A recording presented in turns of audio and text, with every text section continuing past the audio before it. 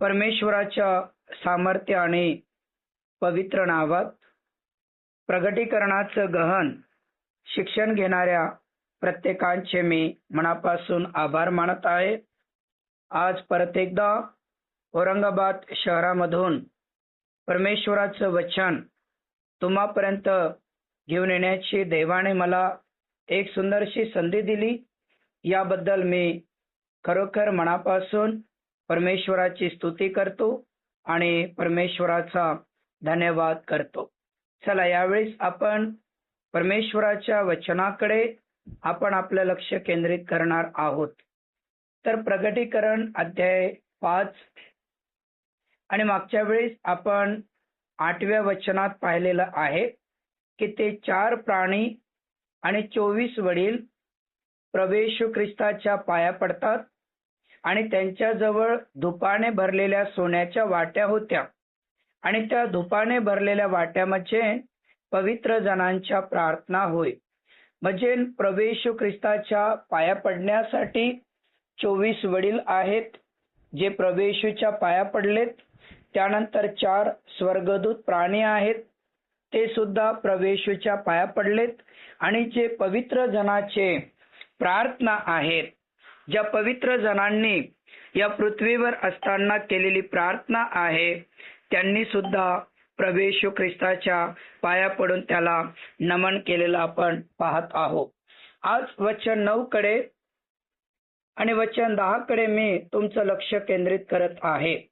आता ज्यावेळेस 24 वडील प्रभू येशूच्या पाया पडलेत, 4 प्राणी यांनी प्रभू येशूच्या पाया पडलेत आणि पवित्र जनांच्या प्रार्थना धुपाप्रमाणे परमेश्वराच्या जवळ जाऊन ते सुद्धा प्रभू येशू ख्रिस्ताच्या पाया पडलेत.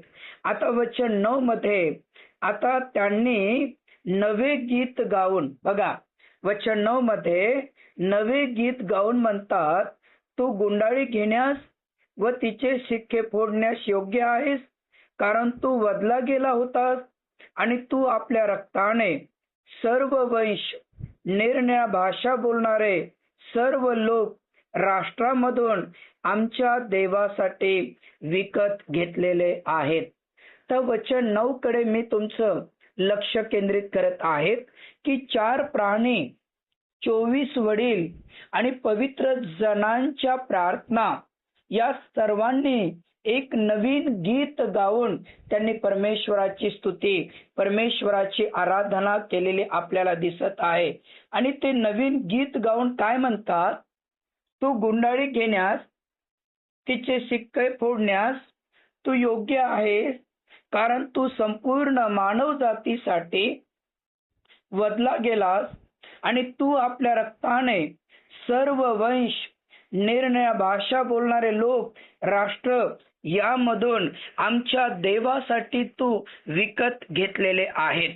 तर प्रियांनो, प्रभू येशू ख्रिस्ताच्या रक्ताच्या द्वारे आज संपूर्ण राष्ट्रातले लोक, वेगवेगळ्या प्रकारची भाषा बोलणारे लोक, अशा अनेक प्रकारच्या वंशावळीतले लोक, या प्रत्येकाला त्याने विकत घेतलं. त्याच्या रक्ताने प्रत्येकांच्या पापांची क्षमा करून त्यांना विकत घेतलेलं आहे. आणि म्हणून ते नवीन गीत गाऊन प्रभू येशूचा धन्यवाद करताना आपल्याला दिसत आहे, प्रभू येशूची स्तुती करताना दिसत आहे. कारण त्याने मरणावर विजय मिळवला, त्याने पापावर विजय मिळवला, त्याने आपल्या रक्ताने अनेकांच्या पापांची क्षमा केलेली आहे.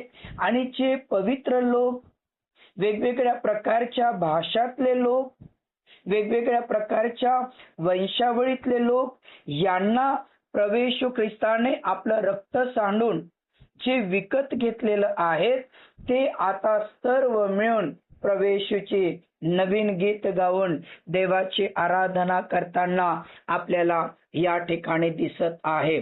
म्हणजे स्वर्गामध्ये सुद्धा स्वर्गदूत नवीन गीत गाऊन देवाची स्तुती करतात.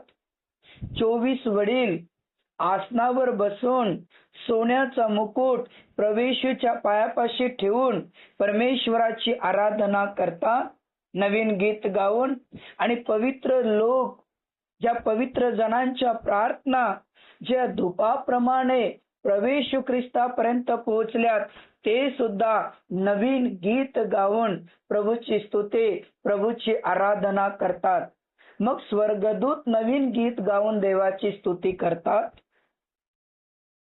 24 वडील परमेश्वराचे नवीन गीत गाऊन परमेश्वराची आराधना करतात.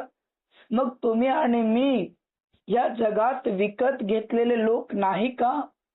तुमच्या आणि माझ्यासाठी त्या वधस्तंभावर प्रभू येशूने आपली किंमत मोजून तुम्हाला त्यांच्या रक्ताने विकत घेतलेलं नाही का?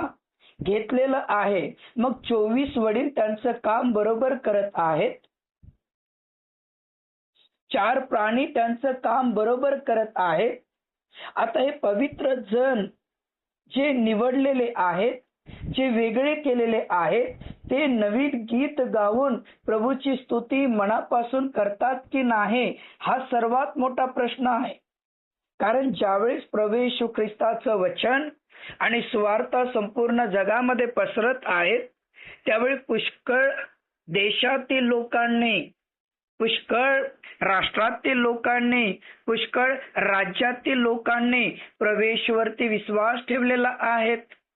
त्यांनी आपलं जीवन देवाला समर्पण केलेलं आहे आणि ते पवित्र जीवन जगून देवाच्या राज्यात जाण्यासाठी स्वतःला त्यांनी पवित्र केलेलं आहे. मग आज तुम्ही आणि मी या पवित्र झालेल्या लोकांमध्ये आहो का?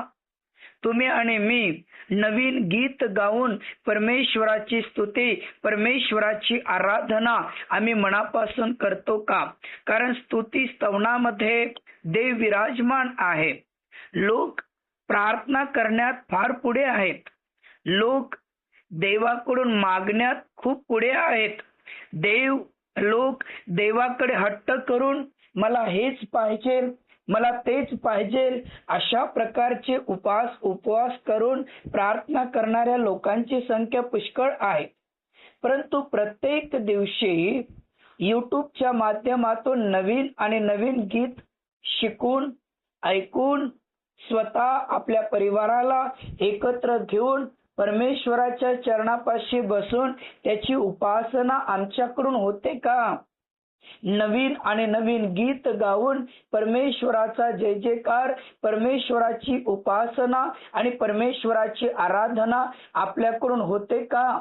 जर नसल होत तर आपल्याला नवीन गीत गाऊन परमेश्वराची स्तुती करणं फार महत्वाचं आहे. कारण प्रभू येशूने 2026 वर्षापूर्वी आपली किंमत मोजली, आपलं निष्कलंक रक्त सांडवलं आणि तुम्हाला आणि मला पापाच्या गुलामगिरीतून विकत घेतलेलं आहे. पापाच्या महाभयंकर पिढेपासून त्याने विकत घेतलेलं आहे. दलदलीतून त्यांनी आपल्याला बाहेर काढून स्वर्गाच्या राज्यासाठी त्याने तुम्हाला आणि मला तयार केलेलं आहे. नरकाच्या दिशेतून ओढून सार्वकालिक जीवनासाठी त्याने तुम्हाला आणि मला वेगळं केलेलं आहे. म्हणून प्रियांनो, परमेश्वराची आराधना, परमेश्वराचा गौरव, नवीन गीत गाऊन प्रभूची स्तुती आणि प्रशंसा करा. कारण त्याने किंमत मोजून तुम्हाला आणि मला विकत घेतलेला आहे. तर मग किंमत मोजून ज्या देवाने तुम्हाला आणि मला विकत घेतलेला आहे, तर त्याचं एक वचन मी तुमच्यासाठी वाचन करतो प्रस्तावना म्हणून. 1 कोरिंथ अध्याय 6, 19 आणि 20 काढा. 1 कोरिंथ अध्याय 6 आणि वचन 19 आणि वचन 20. तुमचे शरीर, तुम्हामध्ये बसणारा जो पवित्र आत्मा देवापासून तुम्हाला मिळाला आहे, त्याचे मंदिर आहे हे तुम्हाला ठाऊक नाही का? तुम्ही स्वतःचे मालक नाही, कारण तुम्ही मोलाने विकत घेतलेले आहात. म्हणून तुम्ही आपले शरीर इराणी देवाचे गौरव करावा, ही परमेश्वराची आज्ञा आहे. आता या ठिकाणी संत पौल त्याच्या पवित्र वचनातून काय म्हणतो की तुमचे शरीर, तुम्हामध्ये जो परमेश्वराचा आत्मा जो पवित्र आत्मा तुम्हामध्ये, पवित्र आत्मा जो देवापासून मिळालेला आहे त्याचे मंदिर आहे हे तुम्हाला ठाऊक नाही का? आणि तुम्ही स्वतःचे मालक नाही. बायबलचं वचन सांगते की तुमचे शरीर, तुम्हामध्ये बसणारा जो पवित्र आत्मा जो देवाने तुम्हाला दिलेला आहे, देवापासून आलेला आहे, त्याचे मंदिर आहे हे तुम्हाला ठाऊक नाही का? आणि वचन सांगते की तुम्ही स्वतःचे मालक नाही, कारण तुम्ही मोलाने, इथे बघा वचन 20 मध्ये काय शब्द वापरला, कारण तुम्ही मोलाने विकत घेतलेले आहात. म्हणून तुम्ही आपल्या शरीराने देवाचा गौरव करा. तुम्ही आपल्या शरीराने देवाचा गौरव करा, कारण आपल्याला देवाने त्याच्या निष्कलंक रक्ताने विकत घेतलेलं आहे.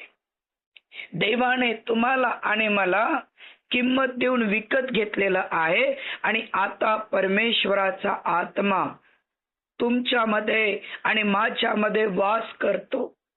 देवापासून मिळालेला पवित्र आत्मा तुमच्यात आणि माझ्यामध्ये वस्ती करतो, कारण आपण विकत घेतलेले लोक आहोत.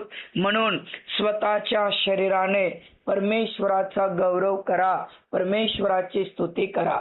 प्रियांनो, मी वारंवार तुम्हाला सांगतो की एक मनुष्य एका दिवशी 3 प्रकारचे पाप करतात. किती प्रकारचे पाप करतात? शरीराने 3 प्रकारचे. पहिलं पाप बोलण्याच्या द्वारे, दुसरं पाप पाहण्याच्या द्वारे आणि तिसरं पाप विचार करण्याच्या द्वारे.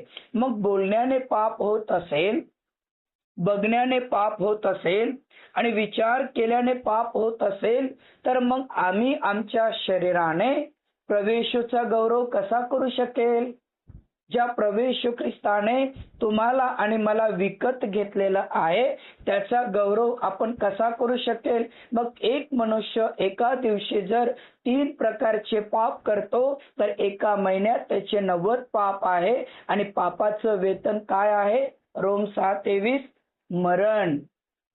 आणि मृत्यूच्या नंतर सार्वकालिक जीवन आहे. आणि म्हणून एक व्यक्ती जर एका दिवशी 3 प्रकारचे पाप करत असेल तर तो त्याच्या शरीराने देवाचा गौरव करत नाही, देवाची आराधना करत नाही. आणि 1 कोरिन्थ 6:19-20 सांगते की तुम्हामध्ये जो परमेश्वराचा आत्मा आहे तो देवापासून आहे आणि तुम्ही आपल्या शरीराने परमेश्वराचा गौरव करा, परमेश्वराचा गौरव करा असं देवाचं वचन सांगते. मग आपल्या शरीराने जर आम्हाला देवाचा गौरव करायचा असेल तर शब्दाने सुद्धा देवाचा गौरव करा.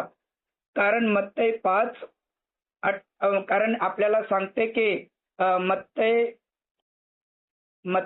12:36 आणि 37 आम्हाला सांगते की मनुष्य जो व्यर्थ शब्द बोलतील त्याचा हिशोब त्याला न्यायाच्या दिवशी द्यावा लागेल. कारण तू आपल्या बोलण्यावरून दोषी आणि तू आपल्या बोलण्यावरून निर्दोषी ठरशील. आणि म्हणून शब्दाच्या द्वारे परमेश्वराचा गौरव करण्याची आज्ञा देवापासून आहे, व्यर्थ बोलण्याची नाही. आणि जो व्यक्ती व्यर्थ बोलतो, बायबल सांगते की प्रत्येक व्यर्थ शब्दाचा हिशोब देव आता घेणार नाही, जेव्हा परमेश्वर न्याय करेल, प्रत्येकाचा न्याय करेल.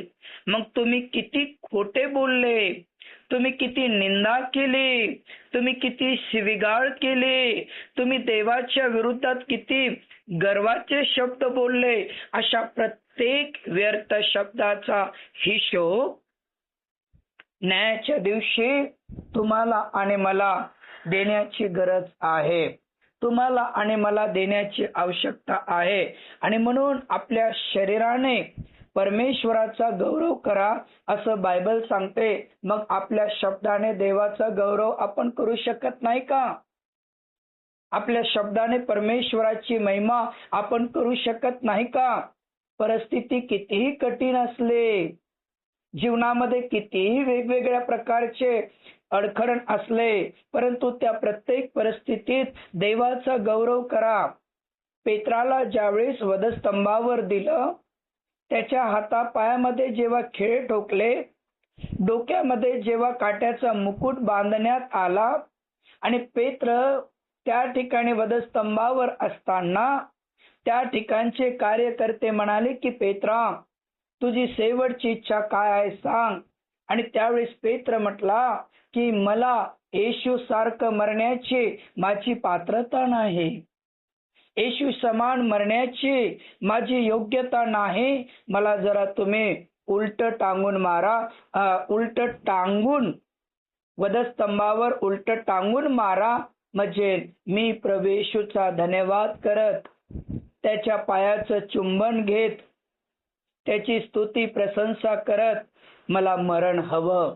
आणि त्याच्या आग्रहास्तव पेत्राला उलट टांगून त्या वधस्तंभावर देण्यात आलं. आणि उलट टांगलेला असताना त्याने त्या परिस्थितीत परमेश्वराचा गौरव केला, शब्दाने परमेश्वराची स्तुती केली. उलट त्याने निंदा केलेली नाही. उलट त्या ठिकाणी कुठल्याही प्रकारची कुरकुर त्याने केलेली नाही.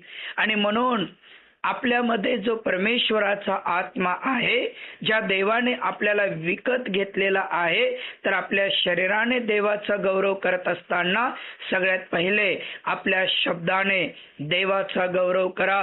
प्रत्येक परिस्थितीत देवाचा धन्यवाद, देवाची महिमा करा, म्हणजे तुमच्या बुद्धी आणि कल्पनेच्या पलीकडे देवाचे आशीर्वाद देवाने तुम्हाला दिल्याशिवाय राहत नाही. पहिली गोष्ट, शब्दाने देवाचा गौरव करा. दुसरा शब्द आहे पाहण्याने परमेश्वराचा गौरव करा. जगात देवाने तुम्हाला आंधळ बनवलं का? नाही. परंतु जे लोक जगात आंधळे आहेत ते जीवनामध्ये फार दुःखी आहेत, कारण त्यांच्याकडे पाय चांगले आहेत, हात चांगले आहेत, शरीर चांगलं आहे, कान चांगले आहेत, परंतु त्यांना डोळे नसल्यामुळं ते कुठेच काहीच करू शकत नाही. ना शिक्षण घेऊ शकत, ना स्वतः मोलमजुरी करू शकत, ना स्वतःच्या पायावर उभे राहू शकत, ना आपल्या परिवाराची जबाबदारी घेऊ शकत, कारण ते आंधळे आहेत आणि ते दुसऱ्यावर अवलंबून असतात. परंतु देवाने तुम्हाला आणि मला डोळे दिलेले आहेत. कशासाठी? चित्रपट पाहण्यासाठी, सिरियल पाहण्यासाठी, शेजाऱ्याच्या घरात किती भांडणं आहे ते वाकून पाहण्यासाठी, डोळे याला त्याला त्याला याला मिचक माचक करण्यासाठी देवानं दिले का? दिले का? नाही. तर देवाने डोळे देवाच्या गौरवासाठी दिलेले आहे. म्हणून या डोळ्यांच्या द्वारे तुम्ही पवित्र शास्त्रातले वचन वाचून देवाची स्तुती करू शकता. या डोळ्याने गीतांच्या पुस्तकातले गीत पाहून देवाची स्तुती करू शकता. परंतु जर आपण चुकीच्या रस्त्याने आपल्या डोळ्याचा वापर करत असाल तर मत्तई 5 आणि वचन 27, 28 आणि 29 काय सांगते? व्यभिचार करू नकोस असे सांगितले होते, हे तुम्ही ऐकले आहे. मी तर सांगतो की जर तू आपल्या डोळ्याने, बघा काय शब्द वापरला, जर तू आपल्या डोळ्याने एखाद्या स्त्रीकडे काम इच्छेनं पाहशील तरी तू तिच्या बरोबर व्यभिचार केलेला आहे. आणि म्हणून 2 डोळे घेऊन सार्वकालिक नरकात जाण्यापेक्षा 1 डोळा घेऊन स्वर्गात जाणे हे तुझ्या हिताचे आहे. 2 डोळे घेऊन अनंत काळाच्या नरकात जाण्यापेक्षा 1 डोळा घेऊन स्वर्गाच्या राज्यात जाणं हे हिताचे आहेत. म्हणून आज ख्रिस्ती विश्वासी लोक आपल्या डोळ्यांच्या द्वारे परमेश्वराची आराधना कमी आणि पाप जास्त करताना दिसत आहेत. परमेश्वराची उपासना कमी आणि पाप जास्त करताना आपल्याला या ठिकाणी दिसत आहे. मागील काही दिवसापूर्वी एक घटना घडली. एका मुलाने एका मुलीबरोबर विवाह केला आणि आनंदाने त्यांचा संसार चालत होता. आणि कोणीतरी त्याला सांगितलं की तुझ्या पत्नीचं प्रेम अशा अशा मुलावरती होतं आणि काही दिवस काही महिने तुझी पत्नी त्याच्याबरोबर होती आणि म्हणून ज्या मुलीला तुझ्या पत्नीने जन्मास घातलं ती तुझी नाही त्याची आहे असं मला वाटतंय. आणि ही ज्यावेळेस गोष्ट तिच्या नवऱ्याला कोणीतरी सांगितले, रात्र दिवस तो आपल्या पत्नीला छळत होता आणि ज्या लेकराला जन्मास घातलं ती मुलगी माझी नाही, तिच्याकडे रागाने पाहणं, तिच्याकडे क्रोधाने पाहणं, तिच्याकडे तिरस्काराने पाहणं, या सगळ्या गोष्टी तो करत होता. ती शाळेत जात होती तेव्हा तो तिच्याकडे क्रूरतेनं आणि पापी नजरेनं पाहत होता. जेव्हा ती घरी राहत होती तेव्हा तो वाईट कृतीने पाहत होता आणि कित्येकदा त्याने त्याच्या स्वतःच्या मुलीवर अतिप्रसंग करण्याचा त्याने प्रयत्न केला. कारण त्याच्या डोक्यात एवढंच होतं, ही माझ्या पोटची मुलगी नाही आणि ही पोरगी जातही नाही आणि मला जगूही देत नाही आणि म्हणून मीच तिच्यावर अतिप्रसंग करतो. आणि अतिप्रसंग करण्याचा प्रयत्न करून त्याने त्या मुलीचा गळा धरला आणि मारून टाकलेला आहे. आणि त्यानंतर पोलीस कंप्लेंट झाली आणि मग पोलीस कंप्लेंट झाल्याच्या नंतर जेव्हा याला धरण्यात आलं, पकडण्यात आलं आणि त्यावेळेस तो म्हटला की माझ्या मुलगी हे 12-13 वर्षाची आहे, तिच्याकडे मी क्रूरतेनं बघत आहे, तिच्याकडे मी रागाने बघत आहे, तिच्याकडे मी वासनेच्या नजरेनं पाहत आहे. कारण माझ्या पत्नीचं प्रेम कोणासोबत तरी होतं आणि ही मुलगी माझ्या पोटची नाही त्याच्या पोटची आहे आणि म्हणून मी अशा प्रकारे जगत होतो आणि तिनं मला अतिप्रसंग करू दिला नाही म्हणून मी तिचा गळा धरला आणि मारून टाकलं. आणि त्यावेळेस पोलीस लोक म्हणाले, तू किती मोठा मूर्ख माणूस आहेस, ही मुलगी तुझी होती.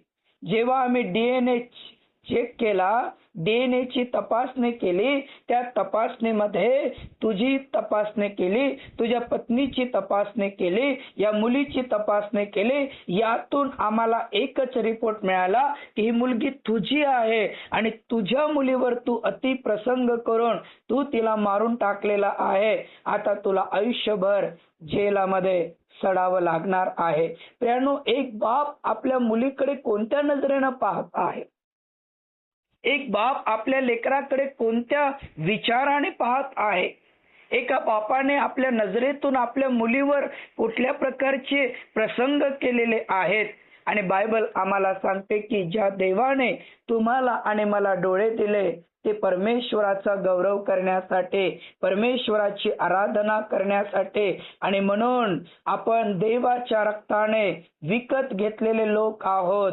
नवीन गीत गाऊन देवाची स्तुती करा आणि डोळ्याने सुद्धा परमेश्वराची आराधना करा. चुकीचं पाहू नका, चुकीच्या रस्त्याने जाऊ नका आणि चुकीचे नेत्र कोणावर ठेवू नका, तर आपल्या शरीराने देवाचा गौरव करा, देवाचा गौरव करा. तिसरी आणि शेवटची गोष्ट की मनुष्य विचाराने खूप पाप करतो. पाहण्याच्या द्वारे आपण पाहिलं, बोलण्याच्या द्वारे आपण पाहिलं, आता विचाराच्या द्वारे मानव हा विचार खूप करत राहतो आणि विचार करावा ही देवाची इच्छा नाही. तर देव 1 पेत्र 5:7 मध्ये तो म्हणतो की तू आपली सर्व चिंता कोणावर टाक, देवावर टाक, कारण तो तुझी काळजी घेतो. मग परमेश्वर जर आपली काळजी घेतो तर मग मनुष्य आपल्या विचाराने का पाप करतो, सतत आणि सतत नको आणि नको ते विचार का करतो? कारण मत्तई 6 आणि 25 आणि 26 मध्ये स्वतः येशू म्हटला, तुम्ही काय खावं याचा का विचार करता, काय प्यावं याचा का तुम्ही विचार करता? अरे आकाशात उडणाऱ्या पाखरांकडे पहा, ती पेरणी करत नाही, कापणी करत नाही, घरट्यात साठवत नाही, तरी तुमचा स्वर्गीय पिता त्यांना खावयास देतो. तुम्ही त्यापेक्षा श्रेष्ठ आहात की नाही? परंतु आज मनुष्य आपल्या विचाराने परमेश्वराची स्तुती करत नाही, विचाराने नवीन गीत गाऊन देवाचा धन्यवाद करत नाही, तर विचाराने तो नकारात्मक विचार करून वेगवेगळ्या प्रकारच्या व्यसनाच्या अधीन, वासनेच्या अधीन, पापाच्या अधीन, धन लोभाच्या अधीन जात आहे आणि आज मनुष्य हळूहळू देवापासून दूर जात आहे.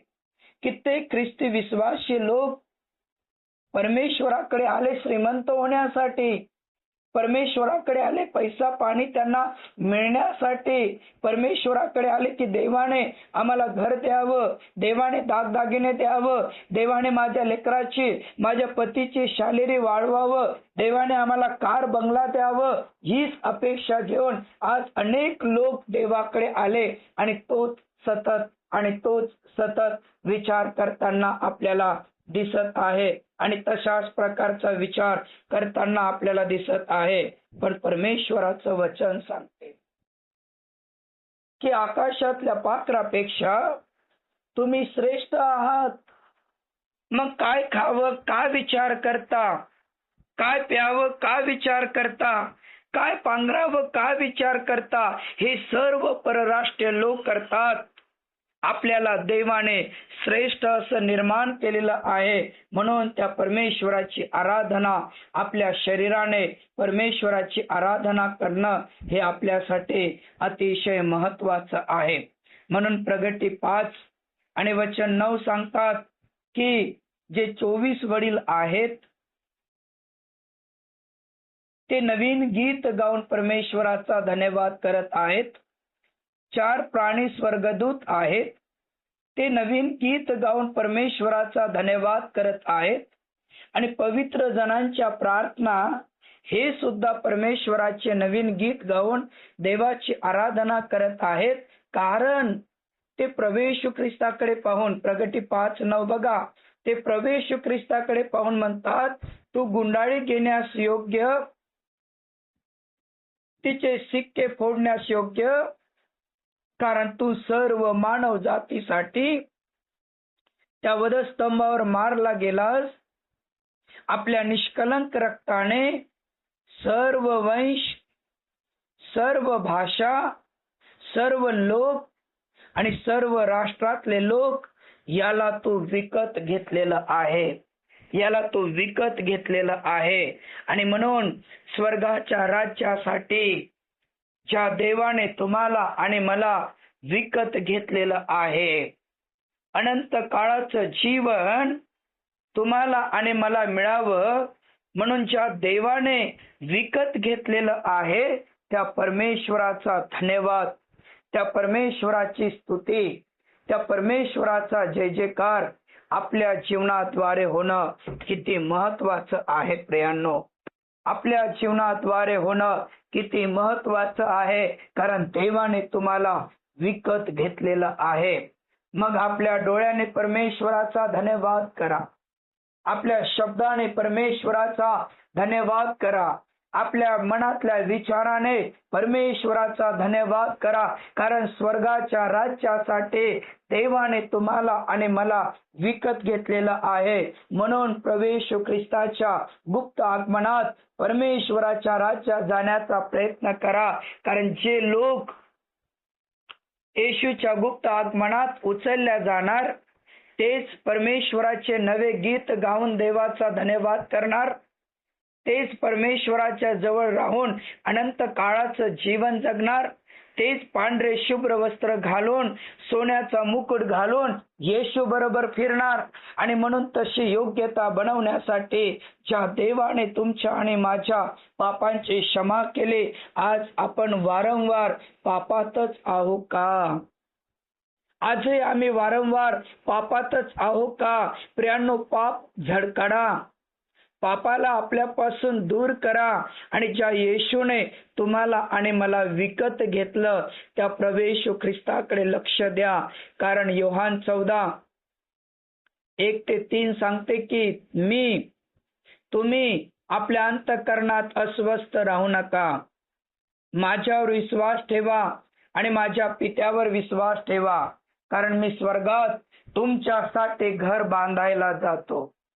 मी स्वर्गात तुमच्यासाठी घर बांधायला जातो आणि घर बांधल्यानंतर मी तुम्हाला घ्यायला येतो, कारण जिथे मी आहे तिथे तुम्ही असावं अशी देवाची इच्छा आहे. आणि म्हणून जो 2026 वर्षापूर्वी प्रभू येशू ख्रिस्त तुमच्या आणि